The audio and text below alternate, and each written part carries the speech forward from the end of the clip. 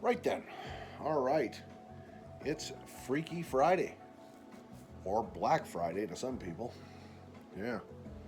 But we're hunkering down because stuff to do. But it's already going on the middle of the day.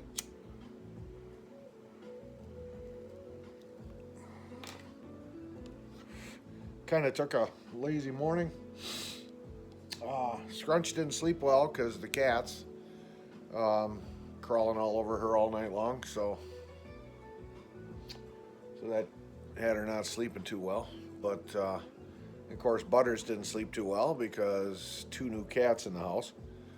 Uh, well, I didn't sleep well. Well, I slept well, but I got woke up about 1 in the morning because one of her cats was upstairs exploring, snooping around, banging shit, and it woke me up. Of course, Butters was wide awake, like she is now. She's on alert. See that? Yep. Yep. So she knows there's foreigners in the environment. She's on edge. Uh, One of Scrunchy's cats, Lucky, he's an old timer. And he just doesn't care about anything. So none of this is phasing him. He's sniffing around, he's eating her food, he's using her litter box, he's made himself at home, exploring things, and nothing phases him. Her other cat is a scaredy cat and hides out under her bed or in the bed with her when she's sleeping. So yeah, I haven't seen that one yet. Anyway, Tabby. Yep. So today's a cold day, 30 degrees. Scattered snow flurries out there, coming down nice and gentle. The wind seems to have all but died, so that's a good thing. It's kind of cool this morning. We were sitting here watching YouTube, all kinds of stuff from RC trucks to mushrooms to snowmobiles, vintage snowmobiles. Uh, Discovered a vintage sled on YouTube that she wants us to get, and turns out it's extremely rare and it's problematic with overheating problems because of the way it's designed. But it's a two-seater, side by side, Skidoo Elite. They made them from the 70s, and the last one they made was in 2004, I believe. It's a side-by-side snowmobile, twin track. Yeah, it looks pretty cool, and it would be perfect for us. And she got all excited. Well, we got to find one. We got to get one. Started looking on Marketplace, and turns out they're rare as hen's teeth. And the new one, made in 2004, has actually increased in price from what they were selling it when they were in 2004. And if you can find one of those, they're going for around 60,000, I think. Yep, collector's item. So we won't be putting one of those into stable anytime soon. And she didn't want to get one of the older ones from the 70s, which is a basket case and needs a restoration. She's like, telling me, well, this is what you do. You buy something old and then, I'm going to restore it. And then you never restore it and we never get to use it. So her logic is sound, right? Unlike the diva who said everything you have is junk. She didn't understand that a lot of what I have is a restoration project, but I don't have the money, the facilities for the last 5 years, or the ambition a lot of times to complete the restoration. So everything I have doesn't run. So yeah, but anyway, so once we discovered how rare these Skidoo twin track side-by-side elite snowmobiles are, we're not getting one. But it'd be cool to have for her and I. The kind of snowmobiling we want to do is just putt-putting down the trails, looking at nature, and just a slow cruise on a moonlit night. That'd be awesome. Yeah, but nope. Anyway, so we watched some of that stuff. There's a new cancer drug out. Yep, it's 100% effective. 14 clinical trial people were in the trial, all with colorectal cancer, and it cured every single one of them. Epic news. So now they're trying to determine if it uses immunotherapy. What have I talked about on this channel 3 years ago about immunotherapy killing cancer and how nobody wants to use it because if we cure cancer, then there's no more money-making opportunities for the medical industry? This drug uses immunotherapy. Yeah, I won't launch into that explanation. I did that way years ago, talking about that. But that's the solution. Use your own body's defenses to fight foreign intruders, aka cancer. A new drug does just that. Yes, that was awesome. I showed her a video of the next scale RC crawler truck I want to build. It is one of the most realistic scale RC trucks I've ever seen.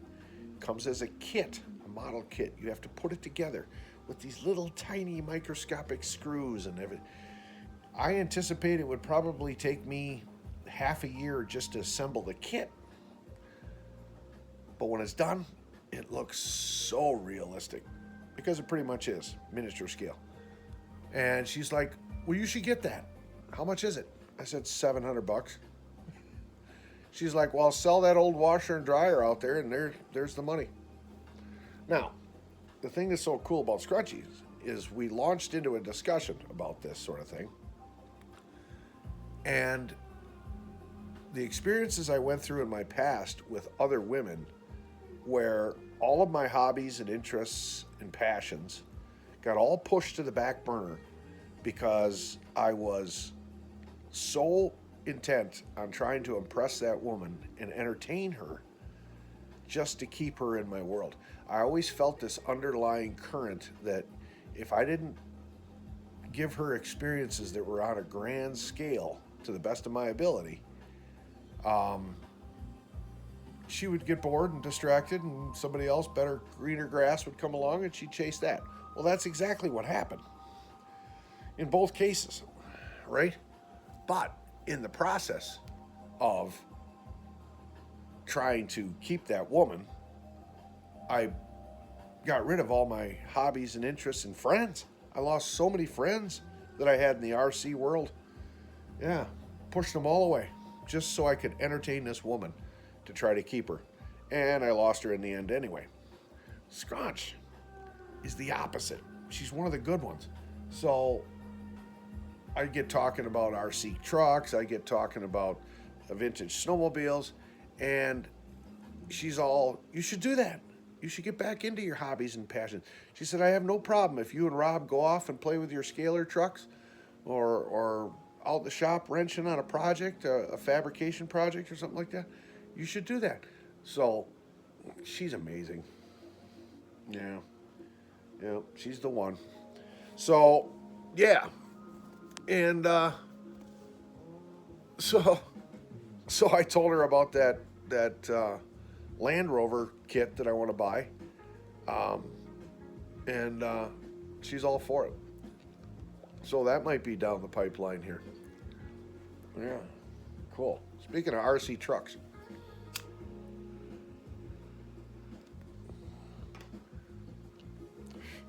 I'm glad I took a vacation day today because the UPS guy showed up and I got the 2 new trucks to the racing stable of Kenny N's Lakeside Raceway. And if I wouldn't have been here, he wouldn't have left them because somehow they ended up being a signature required delivery. Yep. So both the new race trucks are here. Let's go take a look at them.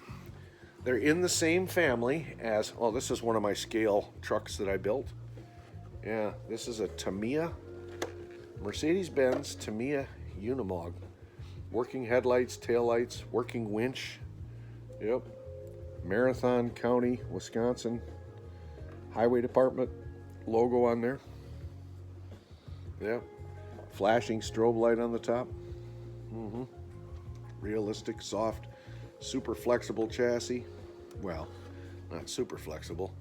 It's a Tamiya kit after all. But yeah, that's one of the trucks I built. Here's Scrunchy's little monster truck.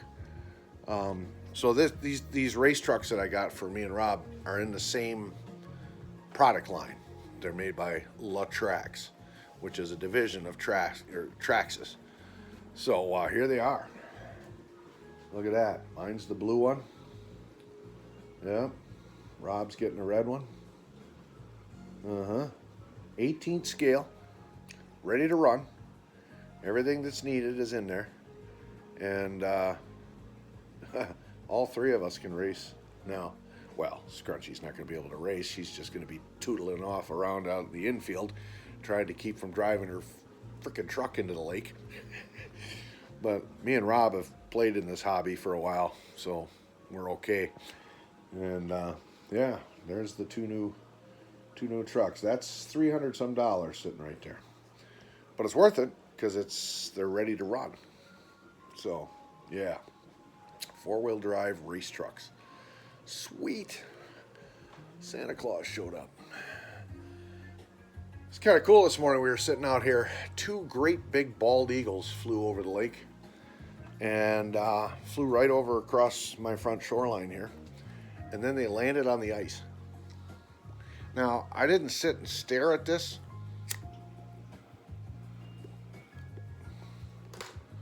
For the whole duration like I should have done. Like Butters is doing right now.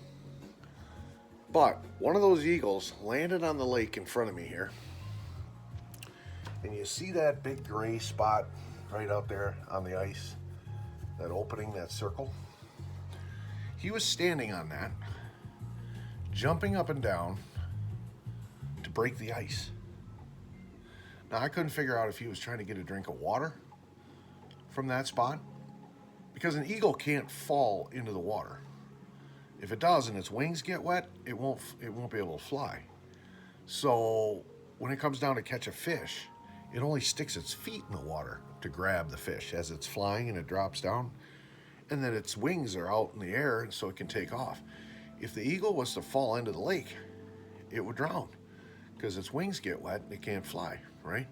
So I thought what the eagle was doing was jumping up and down on that little patch, that round gray patch of ice out there to break a hole in it so he could drink, but yet still have something solid to stand on while he was drinking. Because if he was to go to the edge of the ice, you see where the lake is opened up and it's open water, if he was to go out there, that ice could break under his weight and he would fall in. He wouldn't react quick enough to fly away from that, and he would fall into the lake and drown. So he was standing on that little round patch, gray patch right there, jumping up and down to break the ice.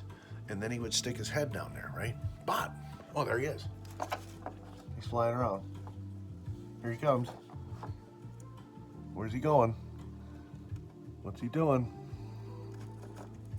Is he going to my pine tree? Nope. Here he comes. He's gonna land. Or he's gonna catch a fish. That's cool. Let's watch this. Here he comes again. Here comes the other one. They're zipping over by the other shoreline. If I can tolerate the cold. Well, let me put a jacket on. Hold on.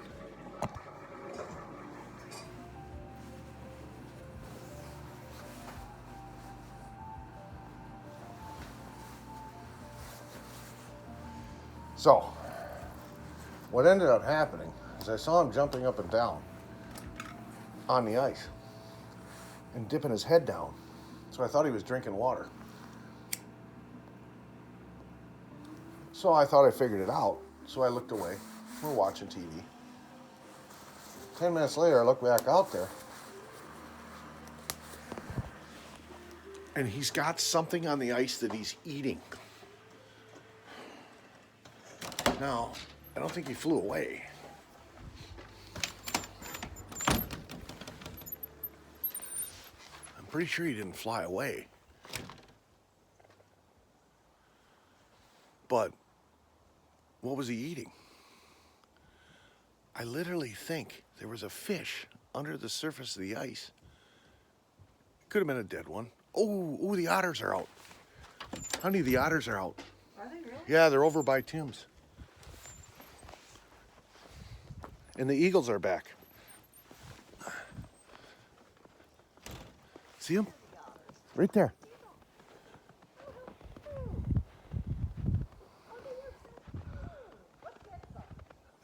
Did you hear her?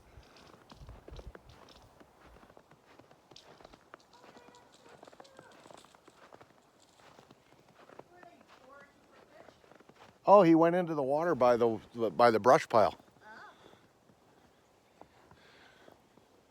And the two eagles are back too. Where are they at? Down here.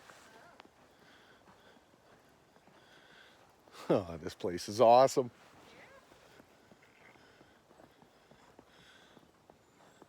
So I'm gonna go on the dock now and see if the otter actually, I gotta be careful I don't fall on my ass. I'm wearing my Crocs. That would make for funny TV, wouldn't it?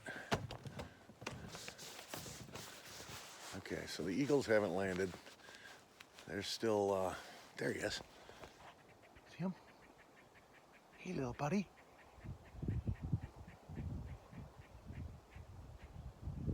It's okay. Come on. Come on, you cutie.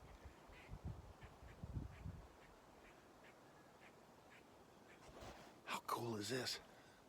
The eagles are flying up over the trees down the lake, down the way. Otters are so curious and friendly. I've been watching. There he is again.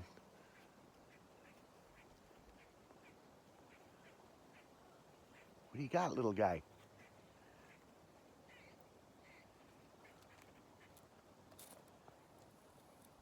There's my eagle. Don't you eat my otter.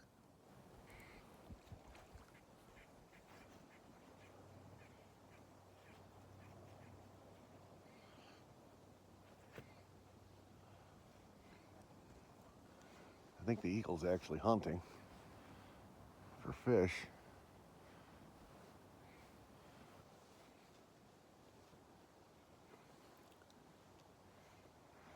See if he goes down and gets one. Meanwhile, my otter buddy's over there eating something. What are you finding, little guy? I don't have crayfish in my lake.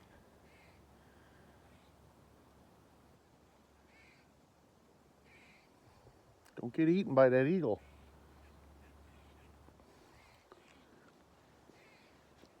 What are you doing, cutie?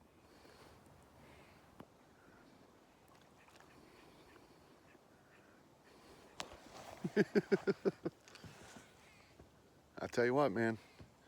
I didn't title this channel Living the Dream for nothing. This is literally living the dream.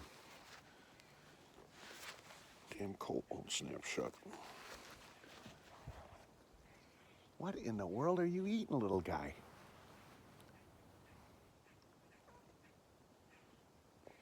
You catching minnows? So this is one of the reasons I want to take all those log benches in my yard and I want to drag them down here and make a platform for these guys to crawl up on to eat their dinner. Yeah.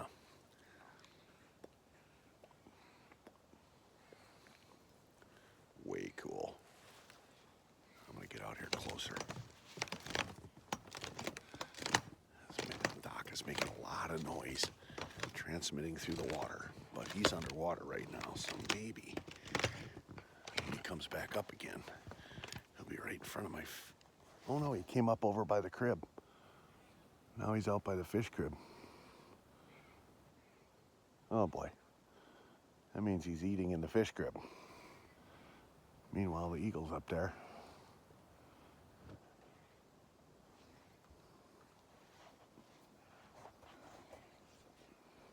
Oh no, there he is. What's up, little guy?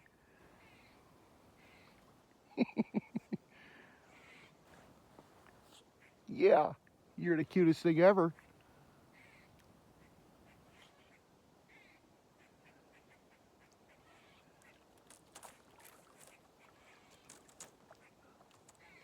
Oh, come on. Silly goose. So there's a family of about 5 or 6 in my lake. I love them.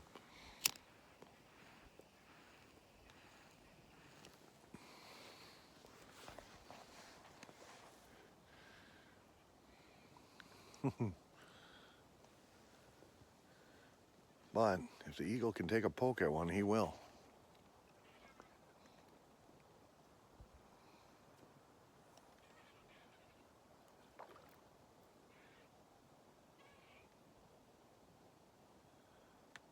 So the fish crib's already attracting otters. Why? Because what did Kenny say? Minnows. Minnows like the fish crib for sanctuary. The otters are probably eating minnows.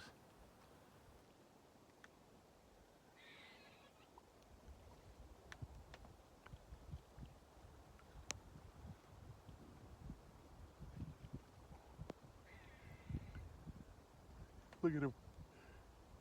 You got your nose all full of snow.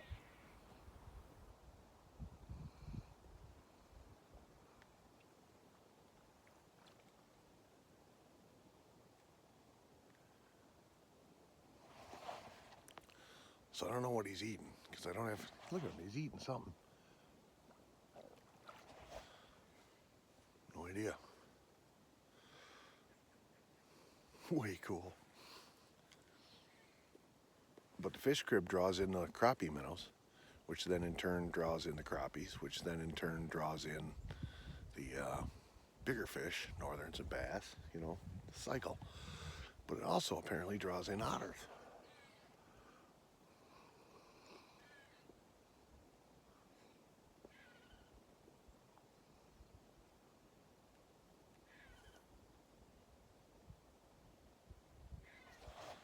Now, I would probably gander to wage if that wasn't an otter over by the marker buoy, by the fish crib. Something splashed right next to the buoy.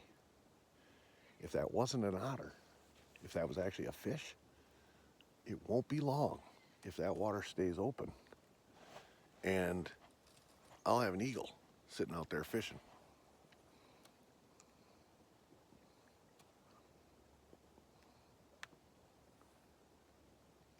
Silly goose, your face is all full of snow.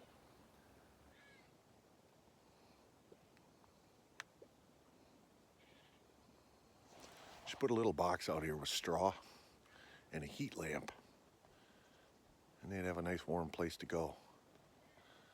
Although I don't think he minds the snow. He's having fun.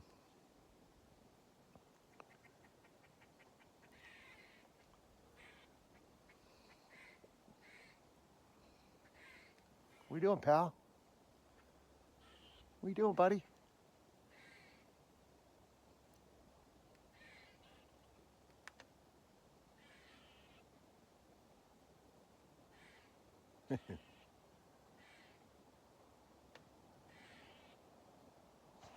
Silly thing. Yeah, and they're not too afraid. So I'm gonna wander back and see if I spook them. Yeah, it's okay.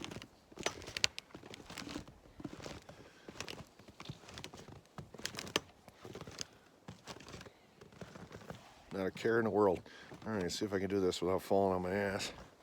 All right. My snow-covered track. But I could come out here with the trucks and play, because the snow's not too deep yet. Anyway, burr. So, eagles flying around again. So anyway, back to my story. All of a sudden, the eagle is sitting on the ice out there on that patch right there. And he's eating something. There's my otter trying to be an icebreaker.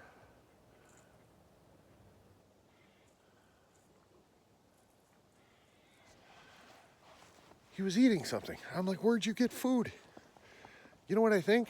I think he actually stuck his head in the water and grabbed a crappie or something that was sitting right next to the surface in that open area. I think that's literally what happened, because he had something on the ice that he was eating.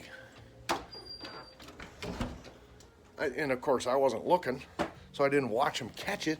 How cool would that have been? Yeah. Oh, yeah. Something else, man.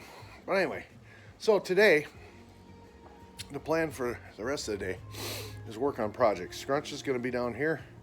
She's going to sweep and mop the kitchen floor, and she's going to clean the kitchen cupboards, because these freaking white cupboards,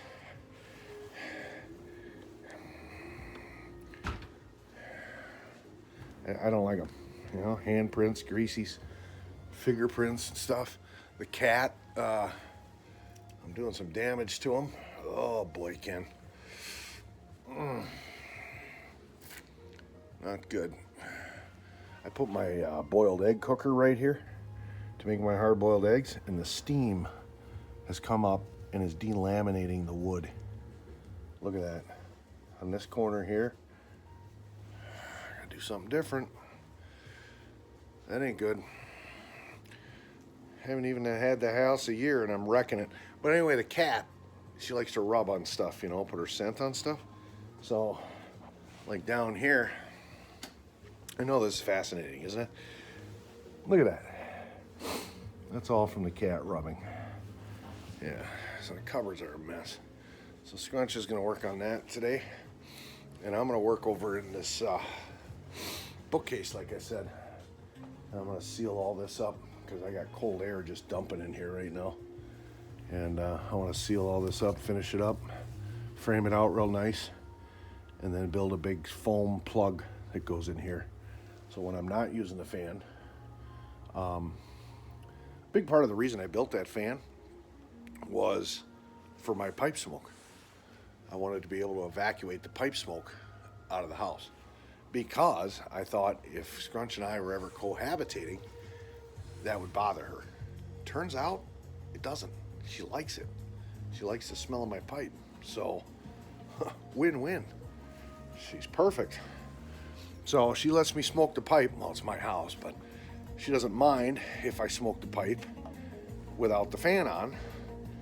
But when we're cooking, you know, like making steaks or hamburgers or something that's real smoky, then I run that exhaust fan to get that smell out of here. But yeah, so I'm gonna make a foam plug that fits in this opening, and when the fan's not being used, the plug will be in there, and then I pull the plug out when I want to use the fan. And then we'll frame out around the air conditioner. I'll start cutting up some of the paneling to make the sides for in here, cover up that mess right there. We'll start working on this. Yeah.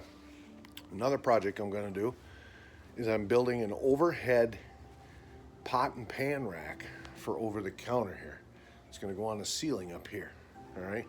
Now, what we want to do is, there's no power on this island, and the island is not movable. It's permanent. And there's no way to get electricity to the island because the floor is concrete. Underneath this tile, it's concrete. So I would have to trench a trench to run a wire to run power to this point so that we could plug in, well, let's say my egg cooker, for example, that's ruining my cabinets, or a crock pot, or the griddle, or something like that. We can do it on the island instead of over there, right? Where I appear to be wrecking stuff. So, came up with this ingenious plan. I'm building an over-the-counter rack out of wood. I was going to buy one, because you can buy pot and pan racks. And I did buy one. Don't like it. It's a good thing I only spent 25 bucks on that thing. It's not going to work. So I'm going to custom build one out of wood. And it's going to sit down. This is a low ceiling. This is a 7-foot ceiling. So it's only going to sit down about this far. But what that'll allow me to do, and I'm not going to hang the pans, because normally people would hang their pans like this. Well, now it's bonking you in the head. So I'm going to build the rack big enough so I can put the pans in like this and set them on the rack, right? Yeah.